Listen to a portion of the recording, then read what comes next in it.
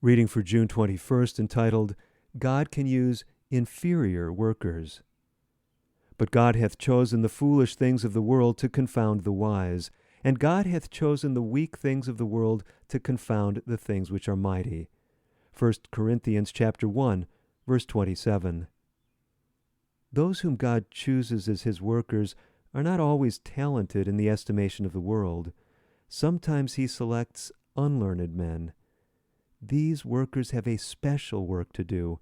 They reach a class to which no one else could obtain access. Those who labor in a quiet way will be rewarded with the same commendation as those who, from outward appearances, exerted a wider influence. Every worker is rewarded according to the spirit that prompted him to action. These workers open their heart to receive the truth, and they are made wise in and through Christ. Their lives inhale and exhale the fragrance of godliness. Their words are thoughtfully considered before they are spoken. Their actions are patterned after the actions of their leader. They strive to promote the well-being of their fellow men. They take relief and happiness to the sorrowful and distressed. They feel the necessity of remaining constantly under Christ's training, that they may work in accordance with the will of God. They study how they can best imitate the cross-bearing and self-denial of their Savior. They are God's witnesses, following his example of compassion and love, ascribing all the glory to him whom they love and serve. Constantly they are learning of the great teacher as they reach higher degrees of perfection, yet all the time feeling a sense of their weakness and inferiority.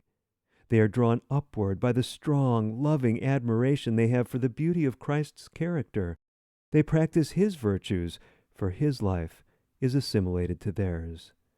Ever they move onward and upward, a blessing to the world and an honor to their Redeemer. Christ says of them, "Blessed are the meek, for they shall inherit the earth." Matthew chapter 5, verse 5. Such workers are to be encouraged. Their work is done not to be seen of men, but to glorify God, and it will bear his inspection. The Lord brings these workers into connection with those of more marked ability to fill up the gaps they leave. He is well pleased when they are recognized and appreciated, for they are links in his chain of service.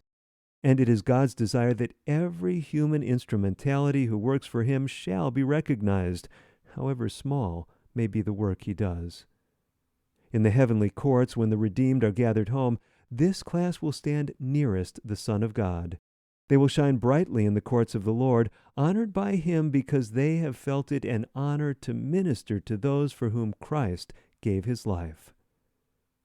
Taken from Manuscript 5, dated June 21st, 1902, entitled The Need of an Awakening.